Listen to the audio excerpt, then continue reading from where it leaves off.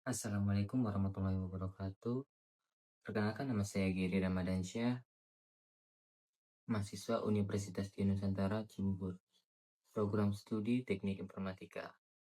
Pada video kali ini saya akan mempresentasikan tugas besar mata kuliah jaringan komputer dan kebijakan keamanan. Dalam presentasi ini, saya akan menjelaskan beberapa materi penting mengenai jaringan komputer mulai dari prinsip desain jaringan, jaringan enterprise menurut Cisco, model jaringan hierarki, TCP, alamat IP, subnet mask, hingga penyelesaian sebuah studi kasus berupa konversi alamat IP ke bentuk biner. Semoga penjelasan yang saya sampaikan dapat membantu kita memahami konsep-konsep dasar jaringan komputer dengan lebih mudah. Baik, langsung saja kita masuk ke pembahasan yang pertama. Itu konsep teori. Jelaskan 4 prinsip desain jaringan. 4 prinsip utamanya yaitu hierarki jaringan dibangun dalam beberapa lapisan, yaitu akses, distribution, dan core, sehingga lebih mudah dikelola, dikembangkan, dan dipelihara. Yang kedua itu ada modular. Jaringan dibagi menjadi beberapa modul atau bagian yang memiliki fungsi tertentu sehingga menambahkan perangkat tidak mempengaruhi keseluruhan jaringan. Lalu ada resiliensi. Jaringan harus tetap dapat beroperasi walaupun terjadi kerusakan pada salah satu perangkat atau jalur komunikasi melalui penyediaan jalur cadangan. Lalu ada flexibility. Jaringan harus mudah dikembangkan sesuai kebutuhan organisasi tanpa harus mengganti seluruh infrastruktur yang ada. Lalu ada yang kedua, jelaskan definisi jaringan enterprise menurut Cisco. Menurut Cisco, Enterprise Network adalah jaringan yang dirancang untuk memenuhi kebutuhan komunikasi pada sebuah organisasi atau perusahaan. Tujuan utama agar seluruh pengguna dapat saling berbagi data, aplikasi, dan layanan jaringan secara aman, cepat, serta mudah dikelola. Contoh perangkat yang terhubung, komputer, printer, data center, server, access point, cabang perusahaan. Lalu ketiga, jelaskan tentang layer, akses, distribution, dan core pada model jaringan hierarki. Yang pertama ada akses, yang merupakan lapisan yang menghubungkan perangkat pengguna ke jaringan secara langsung. Menghubungkan PC, laptop, dan printer, memberikan akses ke jaringan, penerapan VLAN, port security, perangkat yang digunakan suite akses. Lalu distribution, fungsi menghubungkan akses layer dengan core layer, yaitu fungsinya router antar VLAN, filtering, access control list, quality of service, perangkat yang digunakan layer 3 suite, router. Lalu ada core, merupakan tulang punggung jaringan, menghubungkan seluruh distribution layer, transfer data berkecepatan tinggi, menjamin ketersediaan jaringan. Perangkat yang digunakan core suite dan hyper router. Lalu 4. Apa kelebihan dari model jaringan hierarki? Kemudahan operasional, mudah dikelola, mudah dikembangkan, mempermudah troubleshooting, keamanan lebih mudah diterapkan, lalu optimasi performa jaringan lebih baik, mendukung redundansi, mengurangi kemacetan lalu lintas jaringan, atau kita bisa sebut lag. Lalu ada 5, apa keuntungan dari jaringan modular, skalabilitas dan efisiensi. Mudah melakukan ekspansi jaringan, biaya pengembangan lebih efisien, skalabilitas tinggi, lalu keandalan dan kemudahan, memudahkan pemeliharaan, kerusakan pada satu modul tidak mempengaruhi modul lain, lalu manajemen jaringan lebih sederhana. 6. Jelaskan tentang modul data center. Modul data center merupakan bagian jaringan yang digunakan untuk menyimpan dan mengelola seluruh layanan utama perusahaan. Komponen utama server, database, storage, virtual machine, backup server, dan firewall. Lalu fungsi utamanya yaitu menyimpan data perusahaan, menjalankan aplikasi bisnis, menyediakan layanan jaringan, menjamin keamanan data, menyediakan layanan backup dan recovery. Lalu 7. Bagaimana cara kerja TCP atau IP? TCP atau IP bekerja melalui beberapa tahapan terstruktur berikut untuk memastikan pengiriman data yang aman dan akurat. Yang pertama itu pengiriman data. Pengguna menyelenggarakan melalui aplikasi, contoh mengirim email atau membuka website. Yang kedua, TCP memecah data. TCP membagi data menjadi paket-paket kecil Setiap paket diberi nomor urut, informasi tujuan, informasi asal, lalu ada IP pengirim paket.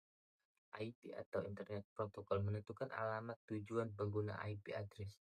Paket dikirim melalui router menuju alamat tujuan. Lalu paket diterima di komputer tujuan IP penerima paket.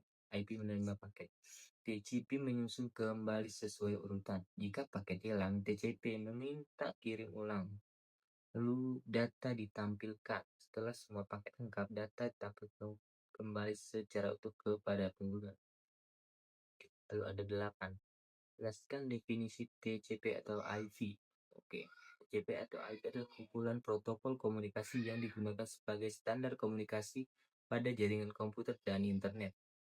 Protokol utama sistem komunikasi TCP/IP didasarkan pada dua protokol utama yang saling melengkapi. TCP fokus pada keandalan pengiriman data dengan mengatur pemecah pengiriman dan penyusunan kembali paket. Lalu IP itu fokus pada pengelamatan perangkat dan penentuan rute pengiriman paket agar tepat sampai ke tujuan. Fungsi utama TCP memastikan data sampai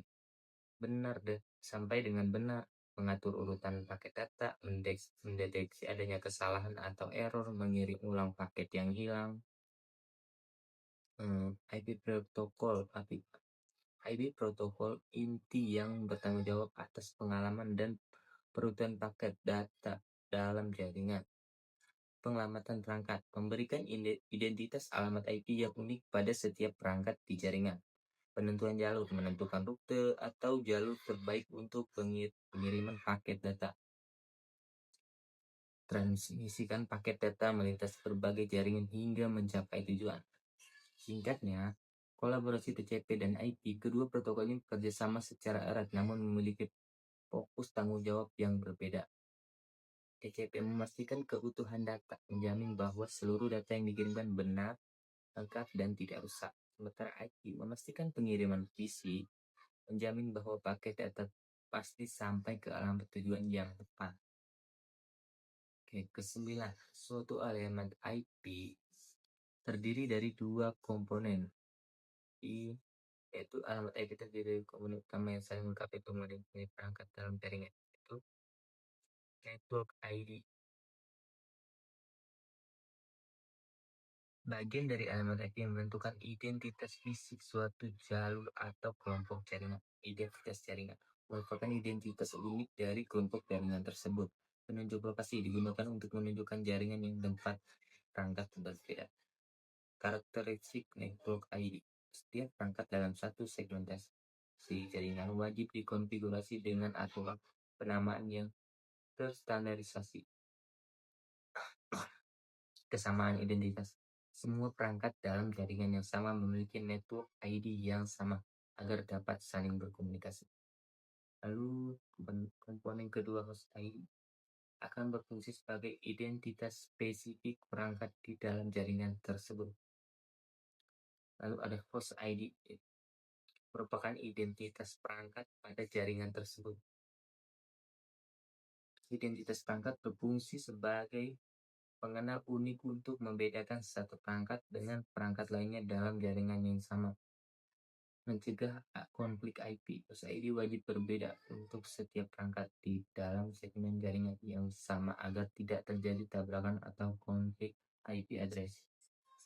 Contoh analisis kasus bagaimana menentukan network ID dan host ID berdasarkan subnet mask. Select input konfigurasi IP address 192.168.102.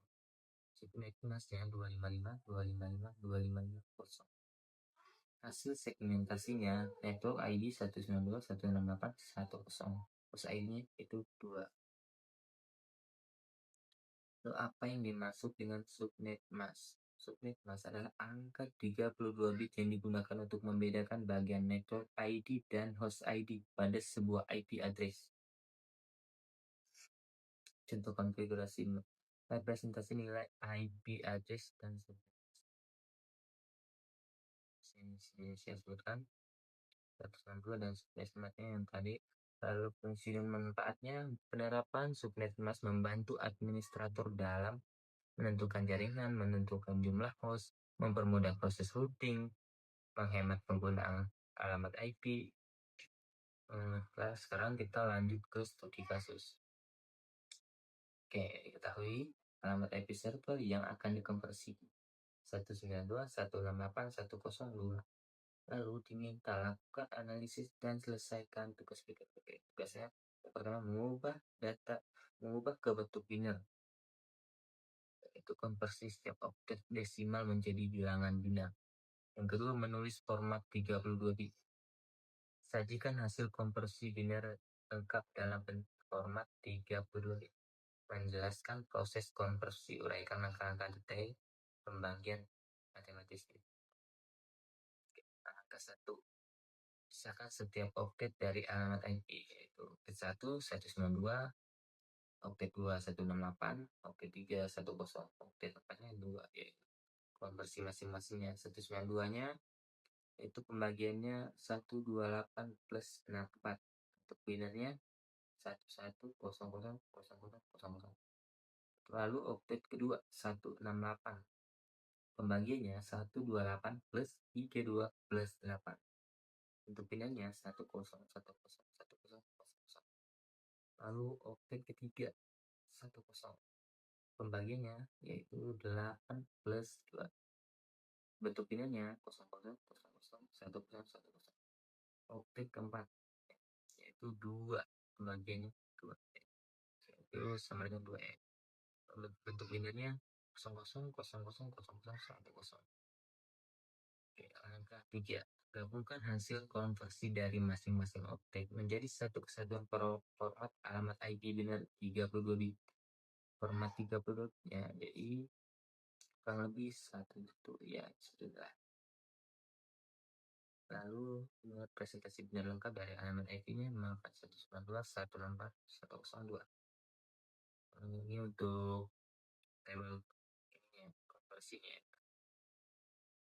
Oke, hasil akhirnya